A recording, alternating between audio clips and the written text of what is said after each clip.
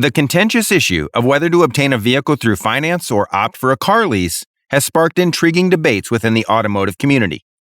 On the one end of the spectrum, staunch advocates argue vehemently for the merits of purchasing a car, extolling the virtues of absolute ownership and asserting that it ultimately proves to be more cost-effective over an extended period.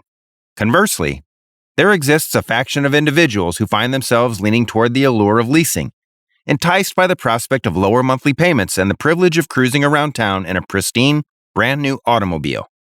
However, my quest to shed light on this matter led me to embark on a comprehensive journey of analysis, diligently scrutinizing a plethora of options available in the market. The discoveries that awaited me were nothing short of astonishing, as the differences in savings between the offerings provided by car dealerships and the genuinely most economical route left me dumbfounded. What's the difference? Exploring car acquisition options. When it comes to purchasing a car, there are four main options to consider. The first and most straightforward way is to buy it outright, where you pay the full price of the car up front, eliminating the need for any future payments or interest. The second option is financing. This method operates similarly to a personal loan. You make a deposit towards the car and borrow the remaining amount at a fixed interest rate for an agreed-upon period, let's say 3 years. Over the course of those 3 years, you make monthly repayments until you ultimately own the car at the end of the agreed period. The third option is leasing, which is akin to renting. With a lease, you make monthly payments to utilize the car, and at the end of the contract, you return the car. The calculation of the monthly payments differs slightly from the financing. In financing, you pay off the full value of the car since you will own it eventually. However, in leasing, you only repay a portion of the car's value, specifically the amount that the car depreciates during the time you possess it. This amount is then divided into monthly payments, which may include additional fees. The fourth option is personal contract purchase, or PCP.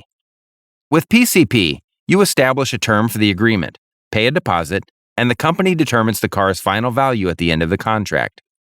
This value, along with the car's cost, is used to calculate the loan amount and the corresponding monthly payments. At the contract's end, you have several choices.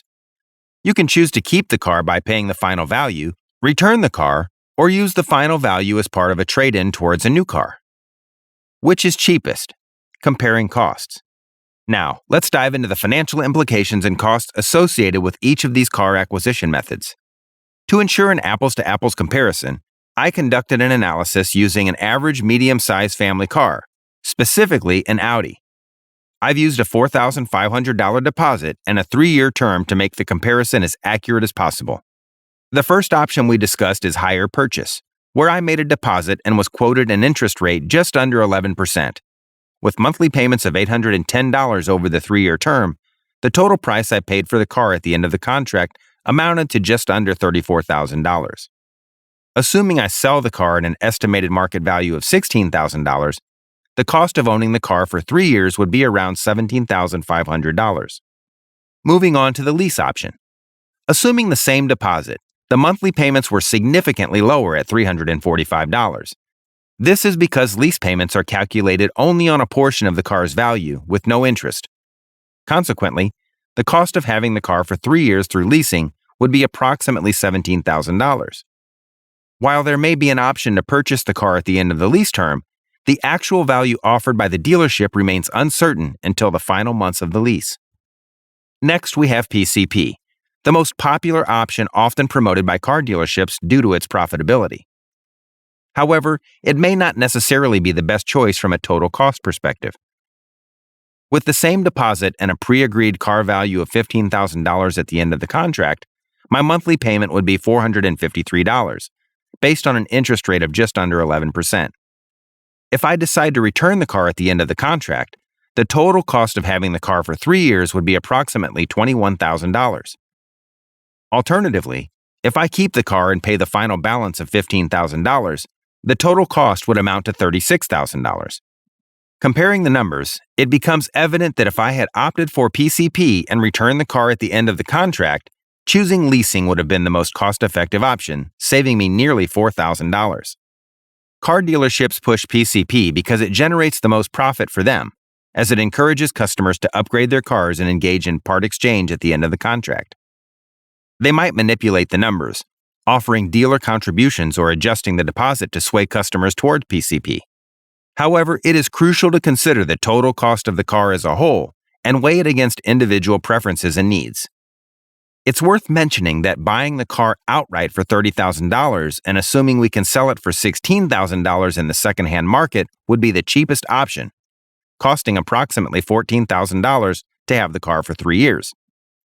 However, it's essential to consider the opportunity cost of tying up $30,000 in the car. Alternatively, if you have $30,000, you could opt for a $4,500 deposit and invest the remaining amount in assets such as the S&P 500 or other cash-generating investments. The question then becomes whether you can achieve a better return on your investment compared to the additional cost of a financing option. Aside from financial considerations, there are also psychological factors to take into account. These factors may vary from person to person and can impact decision-making when choosing the most suitable car acquisition method. Psychological factors. A deeper look into the emotional aspects of car acquisition. When considering the purchase or financing options for a car, it's essential to take into account the psychological factors that can influence your decision-making process. While the financial implications are significant, understanding the emotional aspects can help you make a choice that aligns with your personal preferences and values. Let's explore the psychological factors involved in car acquisition in more detail. Long-term ownership and autonomy. If you are someone who tends to keep your cars for an extended period, opting for hire purchase provides the advantage of full ownership.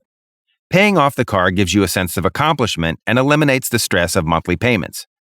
With complete ownership, you have the freedom to customize and use the car as you wish without any restrictions. This autonomy can be emotionally satisfying for individuals who value long-term commitment and the ability to make their own decisions about their vehicle. Maintenance responsibilities. It's important to consider the maintenance costs associated with owning a car.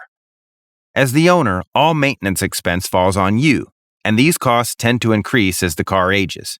This factor can influence your decision if you prefer to have control over the maintenance and are willing to bear the responsibility of keeping the vehicle in good condition. For some individuals, taking care of their car brings a sense of pride and fulfillment, making hire purchase an appealing option. Freshness and variety. Leasing or opting for a personal contract purchase allows you to drive a newer car with lower monthly payments. These options provide the opportunity to experience different models regularly, offering a sense of freshness and variety. If you enjoy the excitement of driving the latest vehicles and prefer not to worry about selling or trading in your car in the future, leasing or PCP may be more psychologically satisfying. It allows you to stay current with automotive advancements and enjoy the thrill of trying out different cars. Warranty coverage and peace of mind. Leasing and PCP agreements typically align with the manufacturer's warranty period, ensuring that the car remains under warranty throughout the lease term. This aspect provides peace of mind, as any covered repairs or maintenance will be taken care of by the dealership. For individuals who prefer a worry-free driving experience and want to avoid unexpected repair costs, leasing or PCP can offer psychological reassurance. Condition and mileage restrictions. When considering leasing or PCP, it's essential to keep the car in pristine condition to avoid additional charges when returning it. There are also restrictions on modifications and mileage limitations. Exceeding the agreed-upon mileage limit results in additional costs per mile. If you are someone who prefers to drive without worrying about restrictions or penalties, hire purchase or owning a car outright may be a more suitable option. Ultimately, your psychological preferences and priorities will play a significant role in determining the most suitable car acquisition method for you. It's crucial to consider the emotions associated with ownership, maintenance responsibilities, the desire for freshness and variety, peace of mind, and the willingness to adhere to restrictions. Remember that this analysis assumes an individual car purchase rather than a corporate or business acquisition. Financial education and literacy are vital for making informed decisions, so take the time to run the numbers and consider your personal circumstances. If you found value in this discussion, please share it with others. I would also like to hear about your car acquisition experiences and how you purchased or plan to purchase your current or future car. Your insights and perspectives are valuable. Thank you for watching.